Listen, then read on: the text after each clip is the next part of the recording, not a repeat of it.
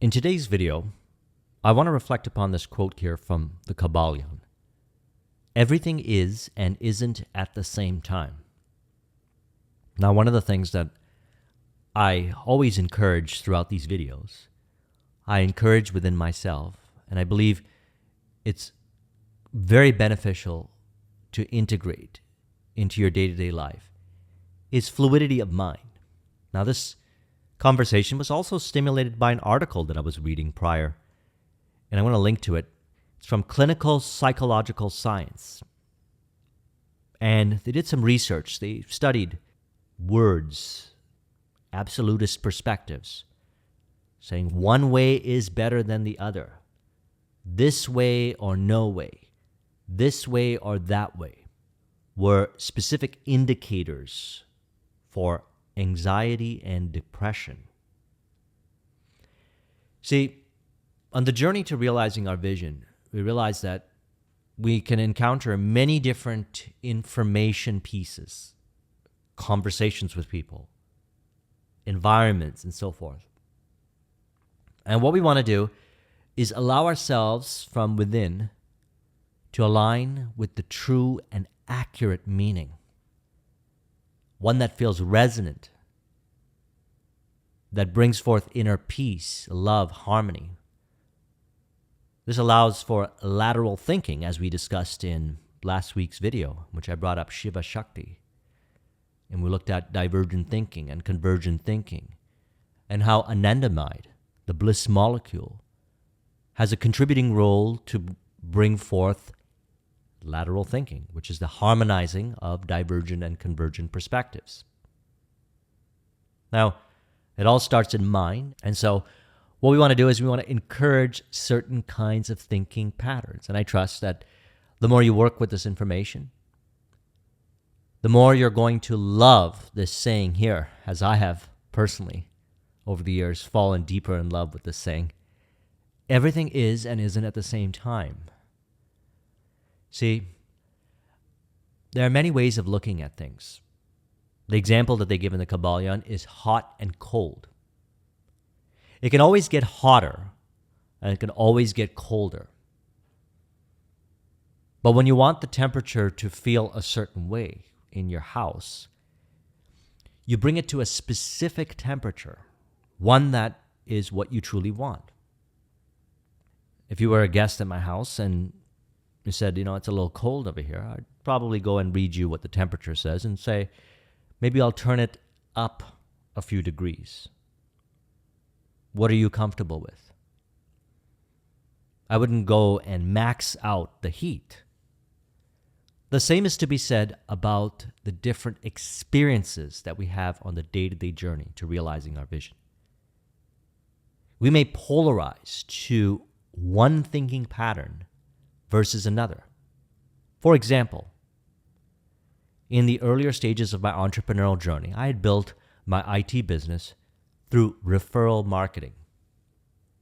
When I got involved with consulting and the work that I do now, everything is done online. Is one way better than another? I wouldn't say so. The answer is it depends. Depends on what you really want, and you find it within yourself. See, when I started the journey, there were those that were saying, you absolutely have to be involved with advertising. And although I was dabbling with some of those things, I actually found that it was far more effective for me to focus on referrals. So I'd build a relationship with accountants and those that had access to businesses that would become my clients. And I found that there was no limit to how far I could take my business. I actually decided in 2013 I didn't want to do it anymore because I lost interest. I no longer was interested in technology to that degree of making a career out of it as I did when I had my business in the 10 years I did in corporate prior to that. So now when I have conversations with clients in regards to marketing, they say, what's a better way of doing things? And I'll say, well, the answer is it depends. And we get into a dialogue, and there's a few things that I like to do. As I say, I believe that we all know within ourselves. Everything is and isn't at the same time. I'm not saying one way is better than another. Some might say referral marketing is better. Some might say online advertising is better. Some might say social media is better from the perspective of organic traffic and not running ads. Let's release from perhaps some absolutist perspectives or our interpretation in which we're forming absolutist conclusions, more specifically within ourselves. And let's check in with ourselves. What is really resonant with us? For me, I love connecting with people. And it was exciting for me to go out and meet people, connect with people. And then, after a period of doing that, I realized that I wanted to do it more, you could say, remotely or from home. Preference in the matter. But the truth is that I genuinely enjoyed doing that back then, and I genuinely enjoy doing what I'm doing right now. So that holds one of the keys. What do we really want to do? How do we really want to live? Now, I'm giving some entrepreneurial expressions or examples, but it's important to look at whatever goal or vision that you have and say, although I've heard that one way of doing things is better than another, I have the ability to go within myself and find what is best for me. This is also how we build a relationship with our intuition. This is also how we develop a higher degree of self-confidence, self-esteem. And you'll find that this relationship that you have with yourself, essentially becoming your own best friend, will continue to build, and you'll be able to look beyond five sensory interpretation and find the true and accurate way of doing things. Now, if you're an artist, and I believe we're all artists, this will be especially inspiring for you because you really want to live how you want to live. You want to express the way you want to express. And if you ever decided to take your art and turn it into a career or a business, I would encourage you to find your own ways of marketing and selling. I've worked with many artists, many entrepreneurs, and this is the typical conversation we have. I was told that I have to do it a certain way. And I said, well, everything is and isn't at the same time. It may have been strongly suggested that way, but you are the only interpreter of your reality. And what you want, if you want to live from the divine center, as we spoke about in last Thursday's video, is find the way that works for you. And this is not just true for entrepreneurship and business, but relationships, family, any area of your life. And I always aim on this channel to encourage it broad spectrum. I apply this to all areas of my life. Any information that I experience or receive or I come across that seems to suggest one way of doing things versus another, and even implying that one way is better than another, I check in with myself. I ask myself, is this true for me? It may be true for them. Is this resonant with who I really am? Because if you're like me, then you want to be how you really genuinely want to be.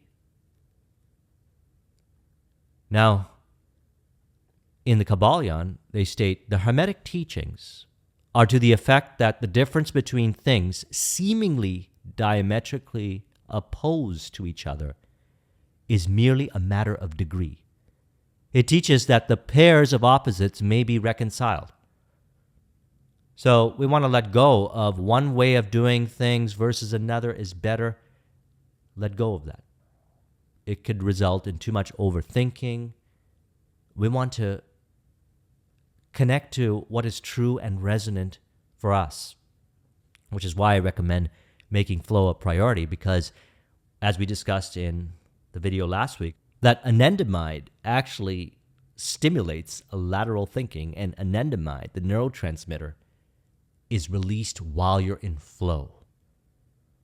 So a lot of my best decisions have been a result of if I receive too many seemingly conflicting ideas. That's it. Seemingly conflicting. The conflict is in my own mind. I simply brought myself into a state of flow by going for a walk or focusing on one task at a time till completion or being very present to the conversation that I'm having with the person in front of me or really enjoying the food that I'm eating. Then all of a sudden, a hunch, an idea, a distinct perspective would show up, could flash in my mind's eye, or it could show up as an inner voice conversation. And then I know what to do.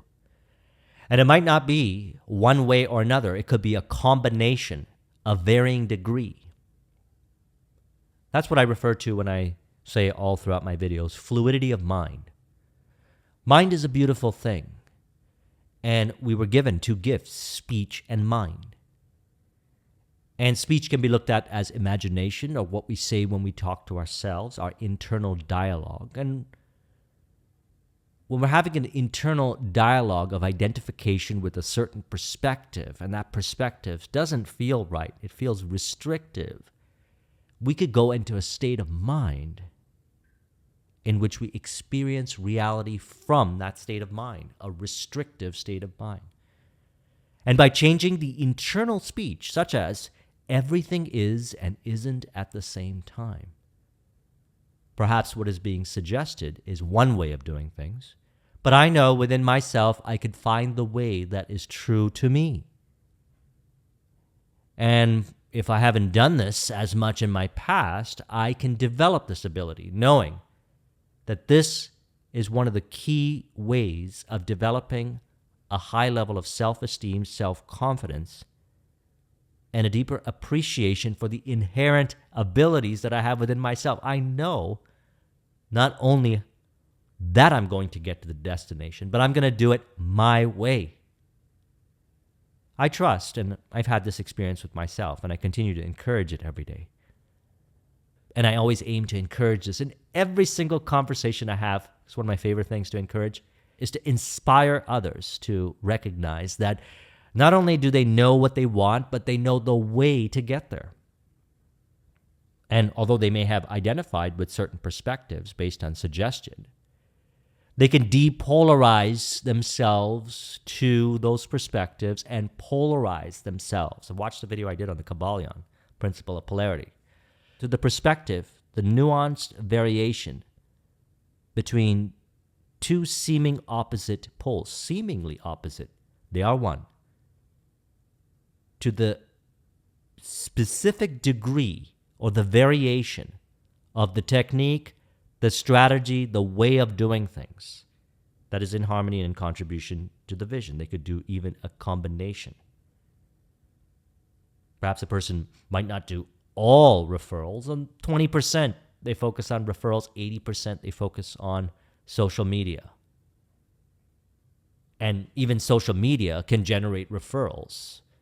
And so things aren't necessarily one way or another, but could be a harmonious, interdependent combination. Because if someone says, is referrals better than paid advertising? I would say, well, let's combine the two for fun.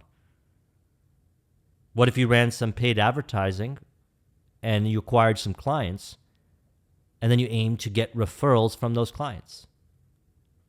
Or what if you focused on referrals and learned how the entire buying cycle works for your specific business and translate that over to a paid advertising campaign? What about live events? Is that better? Well, the answer is it depends. Do you want to do live events? Is that something you genuinely want to do? Certainly, you can force yourself to do it if you want to, but I would assure you that there is something, and probably a bunch of things, that you could do that are your ways of doing things. I've met many artists who do things differently and encourage what I'm suggesting here. This is not something I invented. This is something that we all do. I'm aiming to encourage this fluidity of mind more so, and upcoming in our conversations, we shall do it further. Some artists have worked with consignment. Some artists have worked with restaurants in which they've placed their art on the walls and have sold their art over to those that were guests at the restaurant. Some artists ran shows. Some artists have partnered up with businesses to feature their art in creative ways, thus generating clients.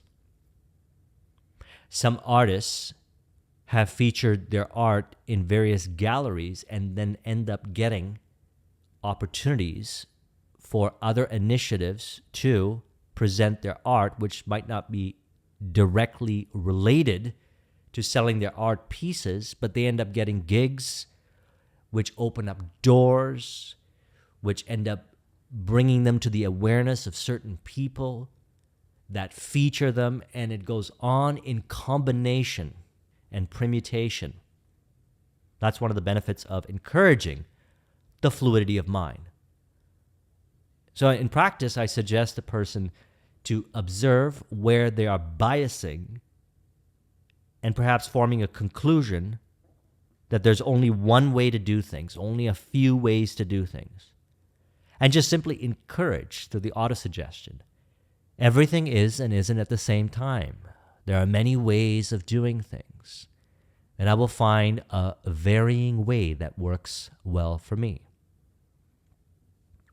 You know, at the end of these videos, when I share the autosuggestion, they might be different from other affirmations and autosuggestions, but I find that this is the specific way that I communicate and build a relationship with my subconscious, by communicating a certain way. And if you're a student of my subconscious mind program, you know that I talk about building a relationship with the unconscious or subconscious aspects of yourself to bring conscious awareness on all the things that we talk about so that you know how to communicate with yourself in a very distinct way that actually impresses the subconscious mind to a higher degree than the five sensory experience would do it in imagination. I discussed this in Sunday's video. I'll put a link in the description to this. All of this self-discovery are the discoveries that I found in my journey, and I certainly would like to further encourage it with you, has been a result of letting go of suggestion or interpretation to suggestion from the five sensory experience and finding the true and accurate, we could say, sixth sense intuitive suggestion from the world within. And so I released a while back a video, I'll put a link in the description to it, based on William Walker Atkinson's book. I titled it The Art of Suggestion, in which he brings up 5 different ways in which we receive suggestion. And what we want to encourage is self-suggestion, autosuggestion. Because when we encourage the suggestion from within, it expresses outside. Now, Napoleon Hill says it in an interesting way. He's got 2 ways of looking at imagination. He says creative imagination and synthetic imagination. Creative imagination is going into the world within and finding distinct, unique perspectives that may not have been discovered, working with the power of sixth sense and intuition, and expressing from the identification of those perspectives. Or synthetic imagination, which may be connecting different ideas of how people do things, maybe some of the ideas that I've suggested, or throughout your studies, whatever it is that you're studying, you find different perspectives, people communicating about things differently, and combining it in a creative way to produce something. What we're aiming to do, and what I want to encourage, is more so of the creative imagination.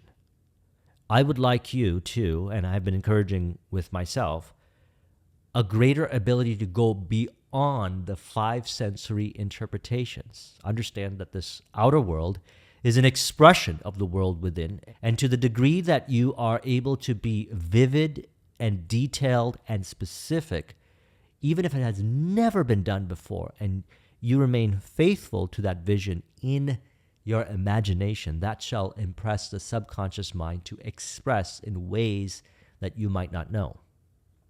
Internal suggestion. So where do we get our suggestions from? Well, many of us get our suggestions as a result of perhaps excessive external locus of control, when what we're aiming to do is receive, the key word is receive, internally, the true and accurate suggestions that are in harmony and in contribution to your vision. So let's look at this right here, the 5 ways of suggestion. Suggestion of authority. Suggestion by authority manifests both in the positive authoritative statements directed to the point, and also by the spoken or written statements made by those who speak or write them with an air of authority. So even if a person speaks with a lot of authority, I would like you to still develop the ability within yourself to go beyond what they're suggesting, to really check in with yourself and say, which element, part or in whole, you don't have to accept all of it. If it resonates with you, then fine. Which part of this can be integrated? Which part of this can be integrated perhaps with a different slant, a different angle? Which part of this can be adjusted in a certain way where I could apply it in a different way that is being suggested, and then that is what's true for me? The suggestion of association. He says, it's very easy for us to associate certain things with certain other things, and we will find that when one of the things is recalled, it will bring with it its associated impressions.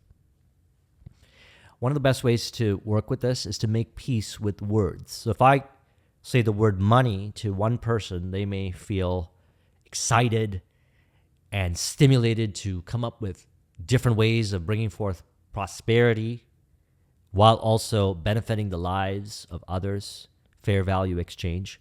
Or another person, if I say money to them, it might bring up certain restrictive thinking patterns, which will throw them into a state of mind in which they feel limited or disempowered. Now, because we come across words all day long and phrases and communication, especially if we are consuming information or we are having conversations with others, it is beneficial then to make peace with certain words that are brought up, in which, for whatever the reason may be, we have created some associations within ourselves in which we don't feel inspired by the words, but rather feel overwhelmed, stressed out, frustrated, reactive to the words. The suggestion of habit.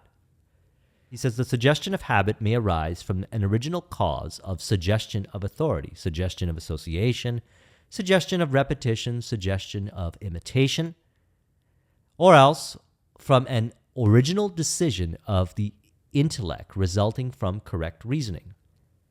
The former act or thought acts as a suggestive outside influence, although it belongs to one's own mentality. So this is habitual thinking. So if our habitual thinking is to perhaps identify with rigid perspectives and we feel reactivity intense and limited, maybe we need to reflect upon and meditate upon the quote, everything is and isn't at the same time, and realize that the answer is it depends. And there are many ways of doing things, and we can find a nuanced variation, nuanced perspective, or a certain slant in part or in whole in combination of what is being proposed from different books, information, people, teachers, mentors, which stimulate perhaps a synthetic imagination, or we can go within ourselves and say, what's true and in harmony for us, really? And find the true and accurate perspective within ourselves and identify with that influence from within and form habitual thinking based on that perspective. Now, the habitual thinking based on that perspective is really about honoring your intuition and living from intuition every day till it becomes a habit of honoring your intuition. Then you'll find yourself being very creative and expressive in your creativity. You'll notice that. We got the suggestion of repetition. Suggestion of habit has its power imparted to it by the habitual repetition of an act or thought on the part of the individual, while suggestion of repetition gains its power by the repetition of a suggestion from outside object or person. It is the constant dripping of water wearing away the stone, which is why I always suggest consuming information and even encouraging the information in your world within, which is your internal dialogue, from the perspective of repetition of the same information that is in harmony and in contribution to your vision, and repetition of the same information from different perspectives that say the same thing that is in harmony and in contribution to your vision. So if it's intuition and fluidity of mind that you would like to encourage, and everything is and isn't at the same time, seeing things from many different perspectives, then I would suggest consuming and encouraging yourself with information, both from what you read and study, as well as the world within, which we would call open-minded and inspiring conversation. Now, this can be done in a mastermind in which you connect with people that actually allow through the conversation. I've got some friends that I have these conversations with. It's a very beautiful thing, in which if they observe that I'm getting too rigid on a perspective, they'll not shame me, but rather say, here's another way of looking at it. Would this be helpful? And I would do the same for them as well. So this is not to shame, this is not to condemn, this is not to say one way is better than another, but it's rather a practice of having open-minded, interdependent conversation that allows us to release from unnecessary absolutist perspectives, which actually allows us to become more lighthearted. And what you'll find is through the practice of doing this is if you encounter a challenge, a perceived challenge, a perceived obstacle, you'll be able to see it differently. Instantaneously, you'll find you'll be able to switch perspective. You might not even say to yourself, everything isn't at the same time. You'll just be able to see it from many different perspectives and choose the true and accurate perspective. And you'll be able to transmute an obstacle into an opportunity energetically. You know, the transmutation is an energetic thing. And it is stimulated by mental states. And so we'll say, oh, this is an opportunity for me to practice fluidity of mind. If I find myself being rigid to this is how I deal with it, or that's the way I deal with it, and because of that I feel trapped by the only 2 or 3 or 4 ways that I have discovered currently to deal with it, I recognize that there are infinity ways to deal with it. And I will find that within myself. We want to encourage this kind of thinking if we would like to work with the suggestion of repetition to stimulate fluidity of mind. The suggestion of imitation. It says, in the acceptance of suggestion of authority, there is to be found an unconscious imitation of the mental attitude of the person asserting the authority. And in suggestion of repetition, there is to be found evidence of imitation. Examples are found in schools of philosophies, theories, thought, and religion. Now, this is very important.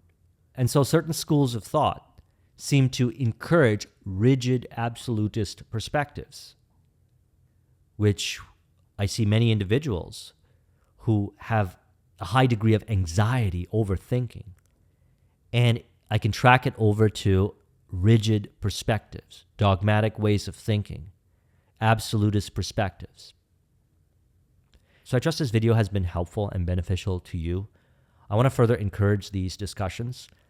And really the premise of this is I have faith that you know, because I've seen this with everybody I've connected with. I can legitimately say everybody.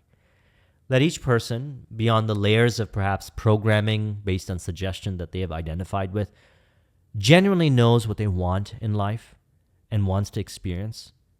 And they also know their way to get there. And although they might not know all the steps to get there, what I find is just through dialogue and conversation and releasing from rigid absolutist perspectives, they're able to find the first step or the next phase. And all they do is commit to it and see it all the way to completion. And they automatically bring forth that lateral thinking. because we can relate it again to last week's video, that anandamide is released, which also stimulates the lateral thinking, which is the harmonization of the convergent and divergent thinking.